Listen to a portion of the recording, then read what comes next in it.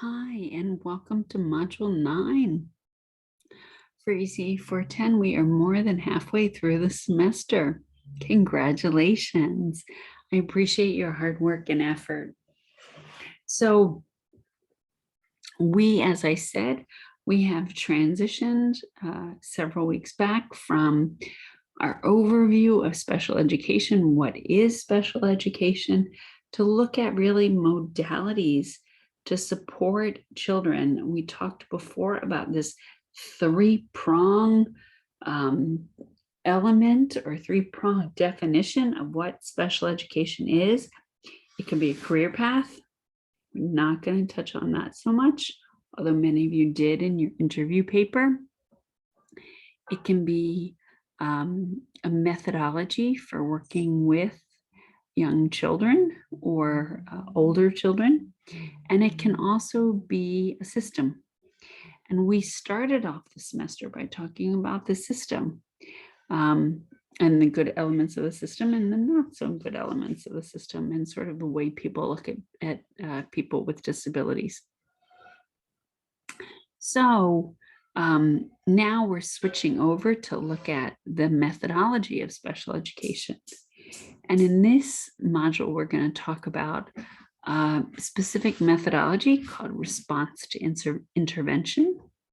And I won't give too much away about it, but response to intervention is a methodology that's picked up a lot of steam, and it's used in a lot of schools. It's popular for many people. So I look forward to hearing your insights and thoughts about response to intervention. So I am going to share my screen. Okay. And then we don't want to see that. To say, what are you going to, there we go. What's going to happen in this module? So you're going to have some readings about response to intervention. So what is response to intervention, and providing a grounding of what response to intervention is. So you start off with a Brown should see reading, and then you're going to have a video of response to intervention in action and what it looks like in a particular preschool program in the Midwest. Then we jump into a different reading different reading by Lindenman. And again, this is another take on what RTI is. Response to intervention is also called RTI, by the way. And then another video that talks about what RTI is. And finally, a third reading about response to intervention. And that is followed by a blog post. It's not opening right now. I apologize. Oh, there it is, with a couple questions about RTI and just sharing what you took away from the articles and the videos that you read. The videos are pretty short, the articles are pretty short, so it's not a heavy lift. And then some fieldwork videos, as always, 3 fieldwork videos to take that 2 hours of fieldwork that we have to do for 410 this week. It's back to the same questions as always.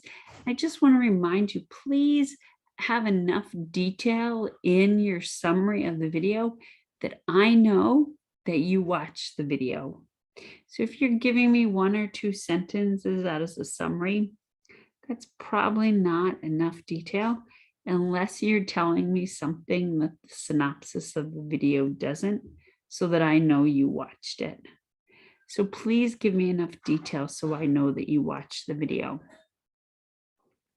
Then there's a space for you to include your fieldwork discussion board. And then, as always, we have our self-reflection journal. You completed your goal summary for module 8 last week, your goal monitoring, excuse me. but we also have to do it at the end of the semester. So here is our space for reflecting on our goal for Module 9, for our goal reflection journal. And then we have one other thing to do in this module, and that's a review the 2 final project options that you will have in ECE 410 this semester. So instead of just saying, this is your final project, this is what you have to do, I am offering you 2 choices. And why am I offering you 2 choices? Because you identified goals of what you wanted to work on as an early childhood professional. And I want to find ways to support you in achieving those goals. So I am offering you the opportunity to say, hey, this particular project, meets my needs, or meets my needs and helps me achieve my goals, or this particular project meets my needs and helps me achieve my goals. So review each of the projects and just send me through the assignment section a message to let me know what assignment you would be completing. Either one is fine. One you have the option to do with another person. The other you would do individually. So just let me know what you would like to do. And again, whichever one you choose is fine. Just please submit the assignment to let me know which one you are doing.